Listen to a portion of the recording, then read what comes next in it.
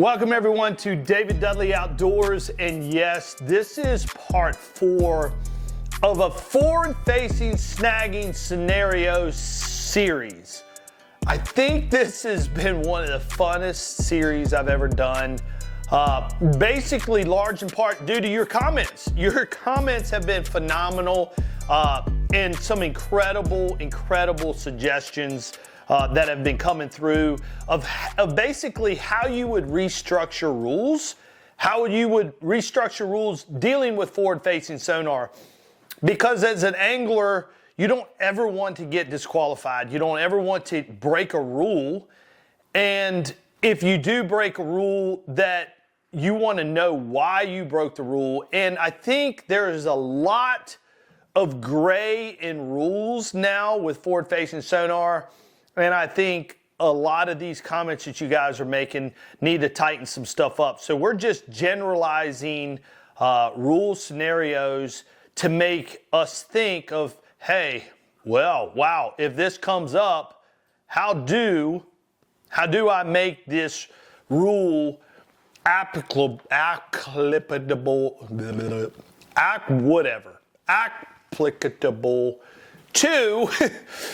to these anglers. So scenario is going to be this. If you are in this, typically in the early summer and even in the heat of summer time of year,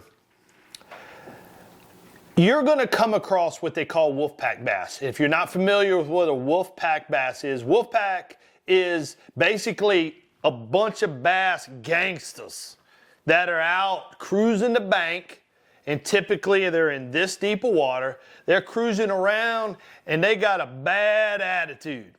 And anything that gets in front of their way, they gonna take care of it. Like, don't mess with me. And so they start cruising around, and they're not picky. They're like, it could be a crawdad, a lizard, a bluegill, a wacky worm, a night crawler, a freaking beetle. It don't matter. They're ready to chomp down on something. So they just cruise around and like, I dare you to come in front of me because I'm gonna eat you. That gangster style, that Wolfpack gangster style. So you go around looking for these Wolfpack bass, hoping to see them before they see you, and you're gonna throw in front of them. Now, some tournament organizations say that if I visually see a fish first, and he's caught on the outside of the mouth, he's illegal. Illegal. So if I'm going down the bank and I visually see him, from that moment on, it doesn't matter if you visually see him with your human eyes or you visually see him with your electronic eyes. That fish now has to 100% be caught in the mouth. 100% has to be caught in the mouth. So some tournament organizations say this, is that if I'm cruising down the bank, I see a Wolfpack bass. At that moment, no matter what, even if it's I got to catch him. So let's paint this scenario. And here, guys, I love your comments. I love your comments. I'm reading them. This has been a fun. If you're not into reading comments, make sure you go back to the previous videos and read them because they're a blast. They're a blast. I'm still reading videos from the spawning videos to the other videos. I'm still reading comments because you guys are continuing to comment. I love it. So let's say I'm going down the bank. I look and I see 5 gangsters going down the bank. Dang. I throw a bait, I miscast. And I kind of see the gangsters fade off from this deep water. I start to see them go off into the abyss. They're going out in the middle of the lake.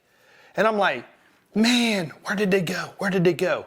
What are you going to do as an angler? You're going to go from your human eyes to your electronic eyes. Now I take my electronic eyes and I'm like, oh crap, there they are. They're out in 11 foot of water, 63 foot and 2 inches, and they're down 11.6 feet. Headed northwest at a degree of 106 and about to intersect to the northwest corner of that log. That's how detailed it is. Lowrance is that good.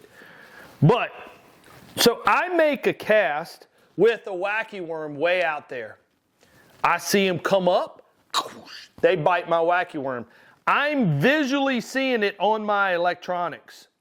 I now assume that the bass that were swimming on the bank are now out here. I am forced as an angler to make that assumption. There's no way I can prove it or disprove it. They could have went fast straight ahead and I panned out here and there was 3 more bass out here in the middle. 2 totally different gangsters. But the organizations say, no, David, you have to make a decision and say, that was the fish I saw, this is the fish now I see out here. I really don't know. I got a probably good assumption. So now I'm being forced to make an assumption as truth. I'm forced to make what I think is happening and believe with all my heart that it's truth. Because I threw my wacky worm out there, here they come, I caught him. Guess what? He's on the outside of the mouth. But because I saw that fish a minute and a half, that fish a minute and a half early, and I assume that that's them swimming in 11 foot now, and I catch him on the outside of the mouth, because I saw him first, I have to throw him back. Would you throw him back? Would you in your heart feel ill that you did that intentionally? Would you in your heart go $125,000 on the line and go, you know what, because I saw this fish an hour and a half ago and I caught him out in the middle of the lake, I now have to throw him back? Comment below. Would you keep that fish, put him in your live well and weigh him in? When the rules state if you visually see a bass, you must see him caught in the mouth first. Or does the rules change when you go from visual human eyes to visual electronic eyes? There's got to be a difference.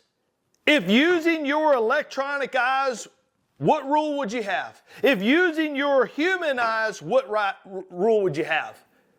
There needs to be a structure of rules to protect us anglers, to protect us. You can't make the angler assume assumptions as truth. We all know marriages and relationships end this way. The husband or wife assumes the other partner is doing this, and they believe it so much that it's truth. And they'll go to their grave dying that that assumption was true. That's what you're telling us to do as anglers. Guys, comment below. What rule, how would you structure rules? Is that fish legal? Comment below. Guys, make sure you hit the subscribe button. Most of all, hit the notification button because I never know when I'm posting. Look in the description below. Get your discounts, and I will see you again at another video.